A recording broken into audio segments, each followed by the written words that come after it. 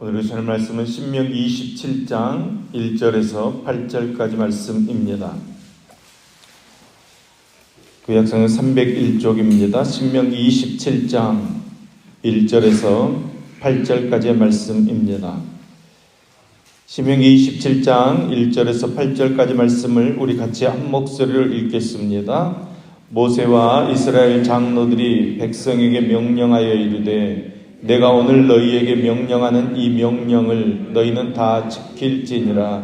너희가 요단을 건너 내 하나님 여호와께서 내게 주시는 땅에 들어가는 날에 큰 돌들을 세우고 석회를 바르라. 요단을 건넌 후에 이 율법의 모든 말씀을 그 위에 기록하라. 그리하면 내 하나님 여호와께서 내게 주시는 땅, 곧 젖과 꿀이 흐르는 땅에 내가 들어가기를 내 조상들의 하나님 여호와께서 내게 말씀하신 대로 하리라. 너희가 요단을 건너거든 내가 오늘 너희에게 명령하는 이 돌들을 에발산에 세우고 그 위에 석회를 바를 것이며 또 거기서 내 하나님 여호와를 위하여 제단 곧 돌단을 쌓되 그것에 새 연장을 대지 말지니라. 너는 다듬지 않는 돌로 내 하나님 여호와의 제단을 쌓고 그 위에 내 하나님 여호와께 번제를 드릴 것이며 또 화목제를 드리고 거기에서 먹으며 내 하나님 여호와 앞에서 즐거워하라. 너는 이 율법의 모든 말씀을 그 돌들 위에 분명하고 정확하게 기록할지니라. 아멘. 아멘. 오늘은 신명기 26장에서 28장까지 말씀을 통해 하나님께서 주신 은혜를 함께 나누겠습니다. 26장에는 토지 소산과 11조의 올바른 사용에 대해서 말씀하고 있습니다. 하나님께서는 가나안 땅에 거하게 되었을 때 농사를 지어서 소출을 거두게 되면 그 소산의 만물을 하나님께 가져오라고 명령하십니다. 그것은 종되었던 그들로 하여금 약속의 땅에서 소단을 거둘 수 있도록 하나님께서 은혜를 베풀어 주셨다는 것을 기억하라는 것입니다.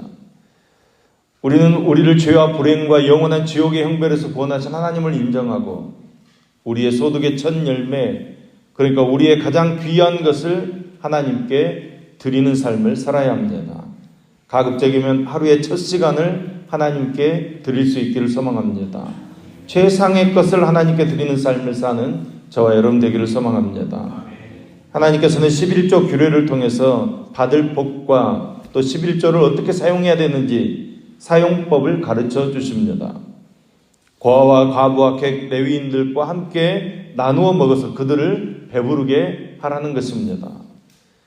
우리는 하나님의 뜻대로 전도자들과 가난한 성도들을 돌보는 교회가 되어져야 합니다. 구제는 하나님의 명령입니다. 기쁘신 뜻이고 우리의 의무라고 말씀합니다. 하나님께서는 이 명령을 알아듣고 마음을 다하고 뜻을 다하여 지켜 행하고 하나님을 인정하고 말씀에 순종하게 되면 내가 보배로운 백성 되게 하겠다 말씀해 주십니다. 하나님께서는 할 수 없는 것을 하라고 말씀하시지 않습니다. 하나님께서는 힘든 것을 억지로 하라고 하시지도 않으십니다. 다만 네 욕심대로 하지 말고 네 생각대로 네 마음대로 하지 말고 말씀대로 하라고 말씀하십니다. 오늘도 첫 것을 하나님께 드림으로 하나님을 믿는 신앙을 고백하시고 교회와 가난한 자들을 위해서 구제함으로 하나님의 백성으로 선을 행하는 또 내 기도가 응답되고 하나님께서 복 주심으로 말미암아 이 땅의 보배로운 존재로 거룩한 백성으로 찬송과 영광이 되는 삶을 사는 저와 여러분 될 수 있기를 간절히 소망합니다. 27장은 이스라엘 백성들이 하나님께서 주시는 가나안 땅에 들어가면 제일 먼저 무슨 일을 해야 할지를 하나님 말씀하십니다. 그것은 하나님께서 시내산에 주셨던 율법의 모든 말씀을 돌에 새기는 것입니다. 그리고 6절 말씀을 보면 에발산에 다듬지 않는 돌로 제단을 만들어서 번제와 화목제를 드리고 즐거워해라 말씀합니다. 다듬지 않는 돌은 우상의 제단과 구별되는 것입니다. 성기를 연구하는 학자들의 말을 들어보면 우상의 제단들은 깎고 다듬어서 아름답게 장식이 되어 있다고 합니다. 그러나 이스라엘 백성들이 사용했던 제단은 그냥 있는 그대로 돌을 사용해서 제단을 만들었기 때문에 보면 금방 구분이 된다고 합니다. 있는 모습 그대로 단을 만들어서 헌신을 상징하는 번제를 드리고 교제를 상징하는 화목제를 드림으로 하나님과 먹고 마시고 즐거워하라고 말씀하시는 것입니다. 그리고 8절 말씀에 다시 한 번 더 하나님의 백성으로서 이 언약의 말씀을 기억하고 순종해라 말씀하고 있습니다. 왜 하나님께서 이 율법의 말씀을 돌에 새기고 우리의 마음에 새겨서 기억하게 하시는 것입니까? 하나님의 백성들이 이 죄악 세상 속에서 바쁘고 혼란한 그 세상 속에서 반드시 기억하고 행해야 될 말씀이기 때문입니다. 오늘도 돌에 새겨진 이 말씀, 우리 마음에 새겨진 이 말씀을 깨달아서 이 말씀을 순종함으로 하나님의 백성으로 복을 받는 저와 여러분 될 수 있기를 간절히 소망합니다. 하나님께서 두 번째 명령하십니다. 이것을 지키지 않으면 저주가 있다는 것을 기억하라는 것입니다. 하나님께서 이스라엘 백성들을 세겜에 있는 그리심산과 에발산으로 데리고 가셔서 양쪽으로 나누어 서게 하십니다. 그리고 그리심산은 축복을 상징하는 산이고 에발산은 저주를 상징하는 산이라고 말씀하시면서 내가 준 이 말씀을대로 행하지 않으면 저주가 임한다는 것을 선포하게 합니다. 여러분, 그리심산과 에발산은 축복과 저주를 선포하는 것입니다. 산이 그 자리에 변함없이 있는 것처럼 하나님께서 변함없이 이 말씀을 이루실 것이라고 말씀하는 것입니다. 지금도 이스라엘 땅에 그리심산과 에발산이 그대로 있습니다. 오늘도 선포된 이 말씀이 그대로 실현되고 있다는 것입니다. 오늘도 이 율법의 말씀을 기억하면서 하나님을 존중히 여기고 이 말씀을 행하며 살아갈 때 하늘의 복이 우리 위에 임하게 될 줄로 믿습니다. 28장 말씀은 하나님과 언약을 기억하며 하나님의 백성으로서 본분을 다하는 자들에게 주시는 하나님의 복에 대해서 말씀하고 있습니다. 그리고 하나님을 무시하고 하나님의 말씀을 순종하지 않는 자들에게 주시는 저주, 벌에 해당하는 말씀이 기록되어져 있습니다. 이스라엘 백성들은 하나님과 언약한 백성이기 때문에 반드시 이 언약을, 이 율법을 기억하고 있어야 합니다. 이 율법이라는 개념이 하나님의 나라와 이스라엘이 조약을 맺은 것이기 때문에, 약속을 맺은 것이기 때문에 이 약속을 지키게 되면 평화와 번영을 얻게 되지만 이 약속을 지키지 않았을 때는 전쟁과 심판이 있겠다고 말씀하시는 것입니다. 그러니까 이스라엘 백성에게 있어서 복과 저주의 갈림길 사이에는 언제나 하나님의 말씀이라는 기준이 있는 것입니다. 28장은 하나님의 말씀에는 기준에 따르는 복과 저주가 무엇인지를 다시 설명해 주고 있습니다. 순종에 따르는 복에 관한 내용보다는 불순종에 따르는 저주와 멸망에 관한 내용이 훨씬 더 많이 나오고 있습니다. 불순종을 경계하고 그에 따른 저주를 기억하게 함으로 율법을 지켜야 하는 중요성을 강조하고 있는 것입니다. 하나님께서는 이스라엘 백성들이 다 복받기를 원하십니다. 여러분, 누가 자식이 저주받기를 원하는 부모가 어디 있겠습니까?